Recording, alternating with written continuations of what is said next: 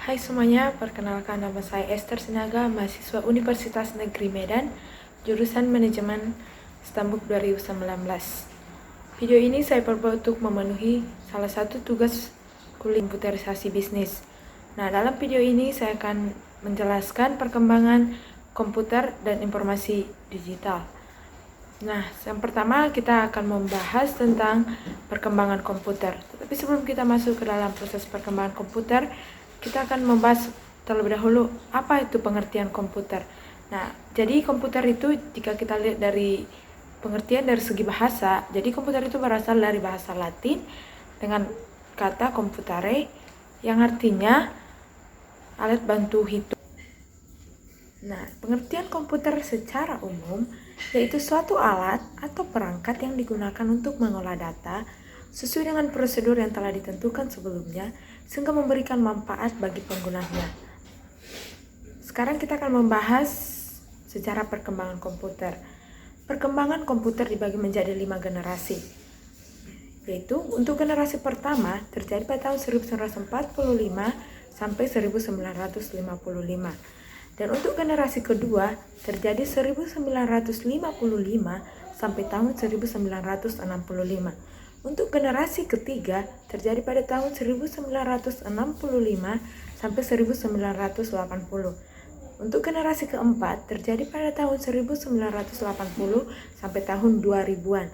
Nah, untuk yang terakhir, untuk generasi yang kelima ini terjadi pada tahun 2000-an hingga masa yang akan datang, atau mulai dari sekarang untuk masa yang akan.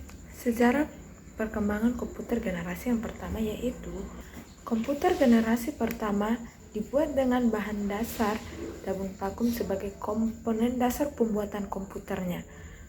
Nah, ciri-ciri dari generasi komputer pertama yaitu satu, dia memiliki ukuran yang besar.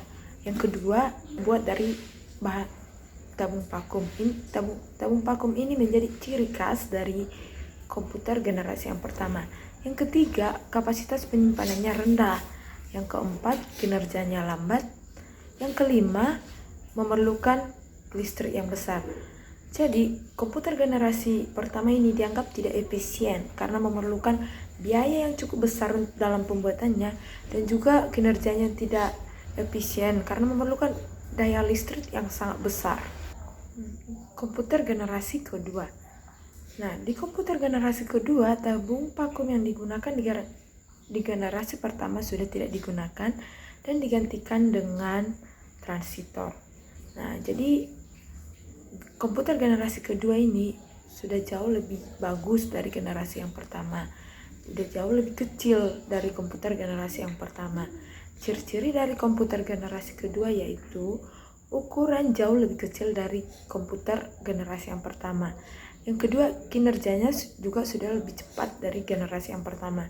Yang ketiga, daya listrik yang diperlukan juga sudah jauh lebih kecil dari generasi yang pertama. Komputer generasi ketiga. Komputer generasi ketiga. Komputer generasi ketiga dibuat menggunakan integrated circuit atau yang biasa dikenal dengan IC. Meskipun IC sebagai komponen dasar pembuatan komputer generasi ketiga ini, tetapi di generasi ini transistor masih tetap digunakan. Nah, komputer generasi ketiga ini merupakan pengembangan dari komputer generasi kedua yang memiliki kendala transistornya mudah panas. Nah, komputer generasi ketiga ini muncul ide untuk menggunakan batu kuarsa untuk meredam transistor yang mudah panas. Nah, ciri-ciri dari komputer generasi yang ketiga yaitu harga lebih mudah terjangkau, memori lebih besar, kinerjanya sudah jauh lebih cepat dibandingkan generasi yang pertama dan komputer generasi yang kedua. Daya listrik yang diperlukan juga di sini kecil. Di generasi ketiga inilah mulai digunakan keyboard dan monitor. Komputer generasi yang keempat. Komputer generasi keempat ini perkembangan yang sangat pesat dalam menghimpun IC menjadi jutaan chip. Nah, ciri-ciri komputer generasi keempat, yaitu yang pertama menggunakan logical integration atau yang sering kita dengar disebut dengan LSI. Yang kedua, digunakan untuk perorangan.